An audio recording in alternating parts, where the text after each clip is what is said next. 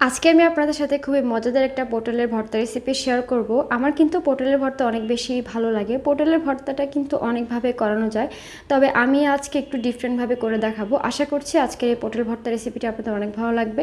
রেসিপিটি ভালো লাগলে ভিডিওতে একটা লাইক কমেন্ট শেয়ার করে দিবেন, আর আমার চ্যানেলটি সাবস্ক্রাইব করে সাথেই থাকবেন। সাথে কিন্তু আমার ফেসবুক পেজটাও ফলো করতে ভুলবেন না। পটলের ভর্তা বানানোর জন্য এখানে আমি 3টার মতো পটল নিয়ে নিয়েছি, আর নিয়ে নিয়েছি স্বাদ মতো কিছু কাঁচামরিচ। তো এবার হচ্ছে পটলের গায়ে যে উপরের আবরণটা আছে সেটা একটু ছুরি দিয়ে আঁচড়ে নিব। এই ভর্তাটা বানাতে কিন্তু পটলের খোসাটা ছাড়ানো হয় না, উপরে যে উপরের আবরণটা আছে সেই আবরণটা একটু আঁচড়ে নিলেই হয়। তো এবার হচ্ছে সবগুলো আঁচড়ে নেওয়ার পর আমি পটল আর কাঁচামরিচগুলোকে খুব ভালোভাবে ধুয়ে পরিষ্কার করে নিয়েছি।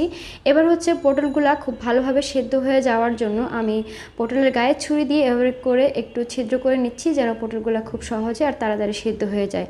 তো সবগুলো ছিদ্র করে নেওয়ার পর আমি হচ্ছে পটলগুলো আগুনে পুড়িয়ে নিব। তো আপনারা চাইলে কিন্তু এই পটলটাকে পানিতেও সিদ্ধ করে নিতে পারেন, তবে পানিতে সিদ্ধ করার চাইতে আগুনে পুড়িয়ে ভর্তাটা বানালে বেশি টেস্টি হয়, তাই আমি সবগুলোকে এভাবে করে আগুনে পুড়িয়ে নিচ্ছি। সাথে কিন্তু আমি কাঁচামরিচগুলোও দিয়ে দিয়েছি। তো আপনাদের কাছে একটা রিকোয়েস্ট থাকবে, প্লিজ আমার চ্যানেলটি সাবস্ক্রাইব করবেন। আপনাদের লাইক কমেন্ট শেয়ার আর সাবস্ক্রাইব কিন্তু আমাকে অনেক দূর পর্যন্ত এগিয়ে যেতে সাহায্য করবে। তো দেখতে দেখতে কিন্তু আমার পটলগুলো খুব সুন্দরভাবে সেদ্ধ হয়ে গিয়েছে। একটু নেড়ে চেড়ে দেখলেই বুঝতে পারবেন যে পটলগুলো খুব সুন্দরভাবে নরম হয়ে আসছে, আর এই পর্যায়ে হচ্ছে পটলগুলো উঠিয়ে নিতে হবে। এবার হচ্ছে কাঁচামরিচগুলোকেও একটু সুন্দরভাবে পুড়ে নিব। তো সবগুলো খুব ভালোভাবে পুড়ে নেওয়ার পর হচ্ছে পটলের গায়ে যে কালো কালো পোড়া অংশ আছে সেগুলো একটু হাত দিয়ে ফেলে দিব, তা না হলে কিন্তু ভর্তাটা খেতে একটু তেতো লাগবে। তো পুরোপুরি খোসাটা ফালানোর দরকার নেই, শুধু কালো অংশটা ফেলে দিলেই হবে। তো পটলের গায়ে যে কালো অংশটা আছে সেটা ফেলে দেওয়ার পর যে কাঁচামরিচগুলো বেশি পুড়ে গিয়েছে সেগুলোর কালো অংশটা একটু ফেলে দিব। তো এবার হচ্ছে ভর্তাটা বানানোর পালা। তো প্রথমে হচ্ছে আমি কাঁচামরিচগুলোকে একটু বেটে নিব। তো আপনারা চাইলে কিন্তু পাটায়ও এই ভর্তাটা বানাতে পারেন।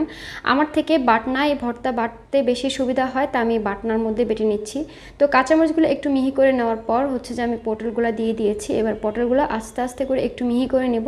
তবে একদম মিহি করে ফেলা লাগবে না, একটু গোটা গোটা থাকলেও চলবে, কারণ এই ভর্তাটা একটু গোটা গোটা থাকলে খেতে বেশি ভালো লাগে।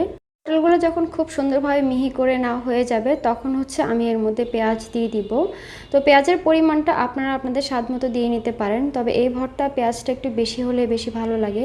তো আমি বেশ কিছুটা পেঁয়াজ দিয়ে পেঁয়াজটাকে একটু বেটে নিব।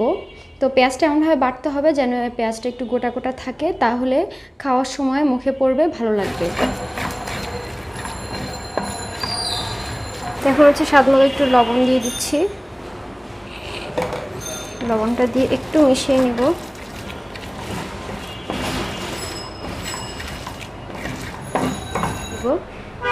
একদম অল্প সরিষার তেল দিয়ে দিয়েছি। এবার হচ্ছে যে খুব ভালোভাবে মিশিয়ে নিলেই কিন্তু আমাদের ভর্তাটা তৈরি হয়ে যাবে। এই ভর্তাটা কিন্তু গরম ভাতের সাথে খেতে বেশি ভালো লাগে।